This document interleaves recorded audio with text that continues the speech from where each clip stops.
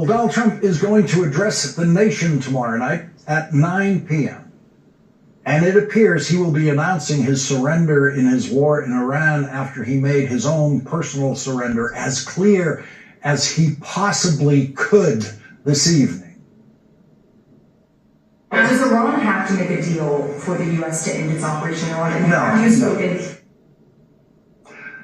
That is Donald Trump surrendering from the first objective he announced in his war 4 weeks ago, which was, remember, the words unconditional surrender. Those two words.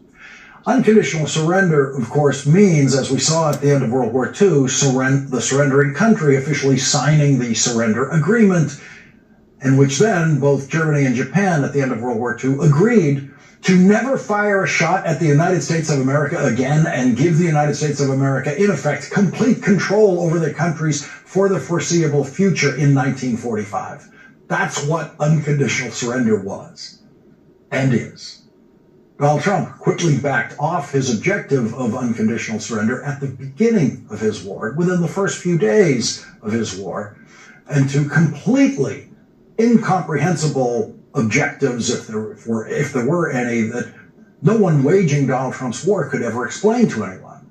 And when, much to Donald Trump's surprise and shock and amazement, Iran did the obvious in closing the Strait of Hormuz and shutting down 20% of the world's oil shipments, as well as crucial helium shipments and other important shipments through the Strait, Donald Trump's new objective in his war became opening the Strait of Hormuz, that was closed only because of his war.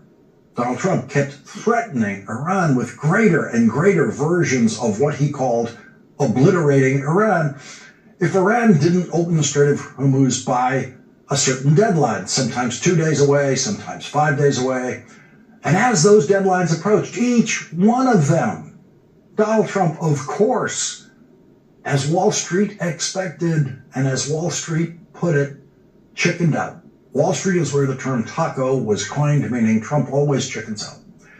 And Donald Trump has, as Wall Street says, chickened out on every one of his ultimatums that he has issued to Iran in his war, including the one that he issued yesterday at 7:26 a.m. when Donald Trump said in writing for the world to see, if for any reason a deal is not shortly reached, which it probably will be, and if the Strait of Hormuz is not immediately open for business, we will conclude our lovely stay in Iran by blowing up and completely obliterating all of their electric generating plants, oil wells, and Cargill Island, and possibly all desalinization plants. So there was Donald Trump threatening to commit war crimes by destroying life-sustaining civilian infrastructure.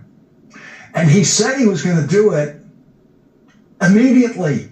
That was his time frame, immediately. He said he was going to do it, quote, if the Hormuz Strait is not immediately open for business.